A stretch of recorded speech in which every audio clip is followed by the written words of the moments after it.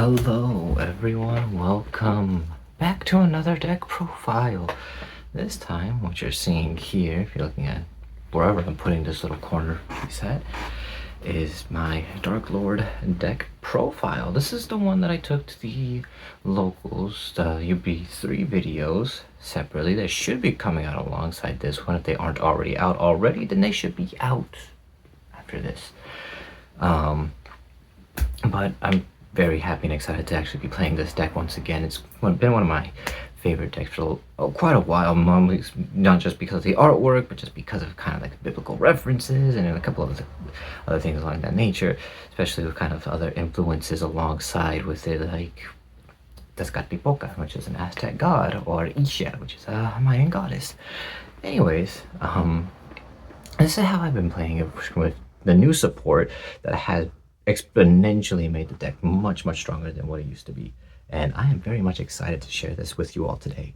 And then you can see how in the local runs how it's performed, and I, other than maybe the few hands where it's bricked, believe that the deck is very much powerful and potent, well capable of being able to win going first and second. And honestly, with how my die rolls have gone, I've been able to comfortably and competently play the deck going second, and it's just astounding at how resilient and powerful the deck is. Hear the cat noises in the background. Hello, Shemmy. But enough about that. Let me go ahead and make myself in a smaller square while you can go ahead and take a look. The deck profile here. We'll go ahead and start with the main deck. Of course, you cannot have Darklord without the man himself, Darklord Morningstar. Mainly now used not as a boss monster, but just pretty much to get to the first Darklord. I mean, you can tribute summon him to get more bodies out on the field, but it's not that relevant. At least, not anymore anyways. But get your first Darklord, get you the board wipe. Of course, you cannot have without 3 E-Shell up, discard her, or really send her and another Darklord to the graveyard, draw 2 cards. And of course, you can also have on the field for the same generic Darklord effect to copy a spell and trap in the grave. And she is also, like all of the Darklords, very high level, so you can use her to make Evening Star. Next up, part of the new support that came out, Darklord Jehuchi, the main starter of the deck, gets the whole line going, gets into what looks like a suboptimal end board, into a very powerful and potent option that your opponent has to deal with. Darklord Jehuchi, normal summon, special summon a Darklord from your deck in defense position, and then it also has a banish effect too. If you have a fusion monster on the field, or Darklord fusion monster, you can banish it and then return one of the Darklords from your graveyard to your hand, which is very good for follow-up, including especially if you're trying to use a trap card during your opponent's turn. And then part of the new support, we have Darklord Gulgulay. This one, what you're going to summon off of the Jehuchi, you're going to get you 2 tokens, and then when you link them off, you get a Darklord spell or trap, and then you also could also get a Forbidden Quick Play spell. And this is pretty much what's going to help get your line going when you get Darklord Dance. Only can be special summon once per turn, but it's fine. I am playing the one Indulge. This is probably the most cuttable one. It has a niche use. It's not my favorite card, and I honestly thought about dropping it for something else that I could use instead, but it has applications in that I can use her to search another name, and then I block my opponent from using something like Imperm or whatever, but I probably already used Imperm on her. She's the most cuttable one of the deck, and I'm not certain if I want to keep playing her or not. I'll figure it out when I figure it out. I'm still working on it, but we'll see. No, it's not pure Darklord, because I feel like by itself it needs a little bit of help. It is susceptible to a few things. So I'm playing the small package here with Dawn Angel Combi, and what Dawn Angel Combi is going to do, just without a normal summon, which still allows me to have potential plays, we're using her to summon out Primoa. Now playing it with the Sofa Chord engine, and with the Sofa Chord engine, it's pretty much able to bridge into the Darklord engine seamlessly and flawlessly, as well as set up an additional line of interruption and disruption and protection with Kulia. But Primoa is basically a good starter to pretty much get me into happiness, and then from happiness we go through the whole line, and plus the pendulum effect to bounce back to hand, give me something, a discard fodder for condemned, or maybe even for a herald. And then the link summon effect, or when a monster is link summoned while she's on the field, I should say Silver Core Link monster, she returns to hand, and you have different ways you can organize that line for you. But it's very good. It's the best normal summon in the game, or the second best normal summon in the game, however you want to look at it. But ideally I want to get to her with combi. I am playing 2 Primoa because I want the other Primoa to be added through other means. The other Primoa, if I do play 3, it's not bad. It does give me an extra starter, but I'm, again, still working through things, seeing what I like and what I haven't liked. But for the rest of the Sulfa monster package, you have Solfegia and Kutia. Pretty much what you're searching off with happiness, which I'll go ahead and place right here. After the Primo searches it, searching one of these with both of these with happiness, and then summoning off Kutia always to get that second Primoa. And then you have Solfegia to be your like an additional body to go into the lines. You can go into special summon her to go into Solfegia, add her back off Primoa, then scale her, make Kulia, and then go through everything else. And then you can potentially pendulum summon too, and then you go into the Darklord lines. Or you can do it if you've already used your normal summon. There's an easier way to do it if you've already used your normal summon. But I guess it depends if you're playing under Fualos or not. And I guess I could do a separate video too for the combo, for those that would like to see it. And then that's it really for the engine cards. As far as the non-engine stuff, you have the greatest hand trap known to man, Herald of Orange Light, not once per turn, not once per chain. Send to the graveyard of another fairy, which is pretty much the entire deck, and negate and destroy a monster's activation. I can't say anything else about it. Hit me up if you have 2 more ultimate rare copies of Herald, because I would like them. And once again, the must play Fualos. You're going first, second, drop it. You're going first, playing against K9, playing against Dracotail, drop it. Pretty much mandatory in today's environment. 3 Ash Blossom, once again, either using it to hopefully help stop your opponent from doing something, or slow your opponent down from getting to an optimal end board, or you're stopping Fualos. But also a necessity in today's environment.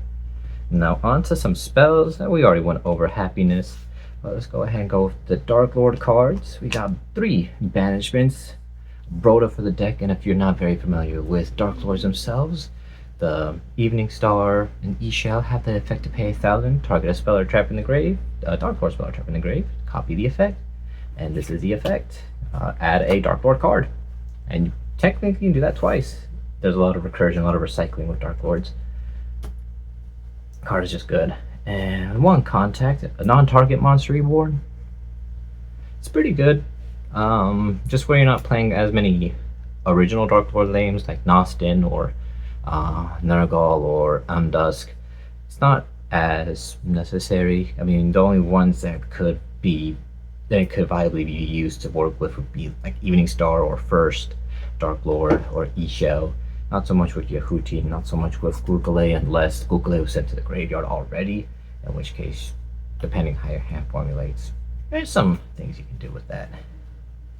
Once again, with the new additions to Darklord Dance, the fusion spell, something that the deck's kind of been missing, kind of lacking, and honestly I'm glad that they finally have a fusion spell, because now with it we can get into further more plays, and with instead of having to use Uprising, we can kind of use it more consistently in the opponent's turn.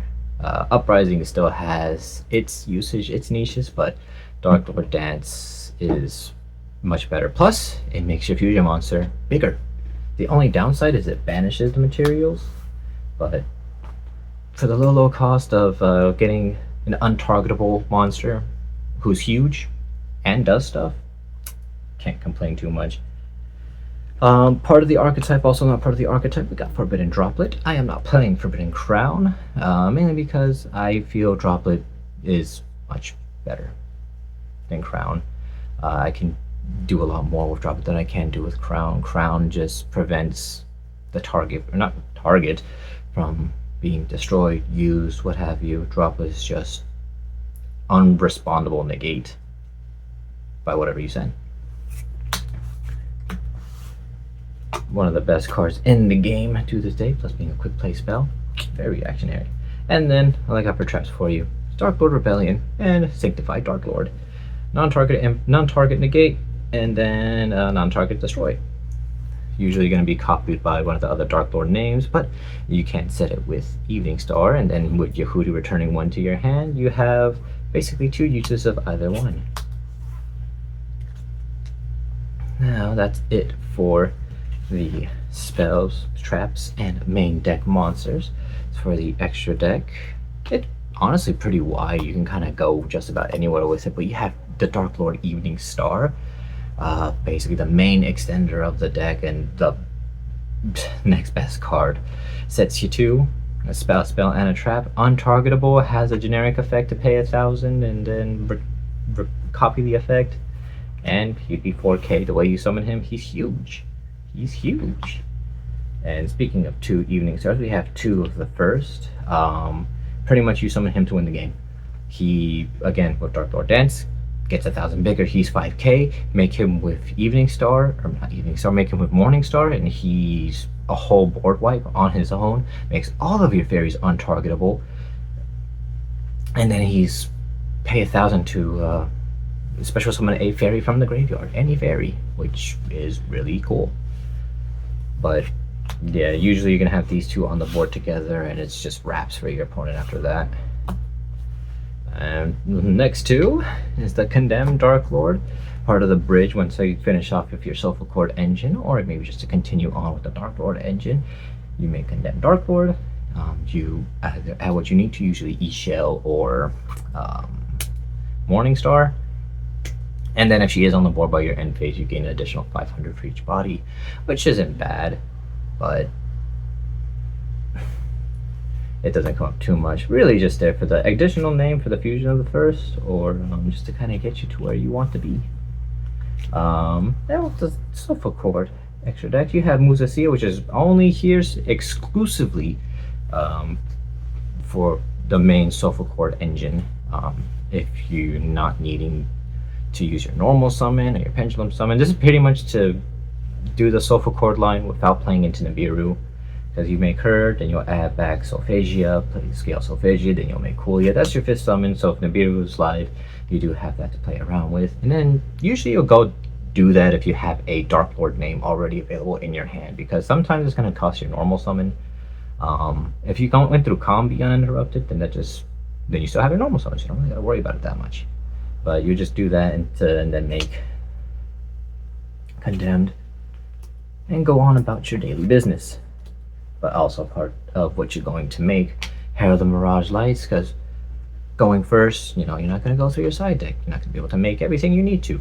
Herald the Mirage Lights insulates you from a spell or a trap for the turn, alongside with Kulia, alongside with maybe an Ash Blossom, another hand trap that you have available, or maybe Orange Light, which makes it so much more difficult for your opponent to play through. And this is just an annoying card. And if you have the first Darklord out somehow, for some reason, it's untargetable. Probably the most cuttable one, especially when the new set drops, we have Protector of the Agents, Moon. It's okay. It's a pop, but it's not doing much else for you other than that. It just a pop. Sometimes you can make it and still be able to combo off, but I'm not a fan of it. When the new set drops, not Burst Protocol, but Blazing Dominion, it will be replaced with, I think it's Lahamu is the name of it. That one is wild for this deck. Now, like I said, there's a lot of extra deck space other than that, because most of the time you're going to be fairy locked. So what I've decided to do is, as board breaking options, I'm playing a Super Poly package. Garura and Mudragon, just your generic targets.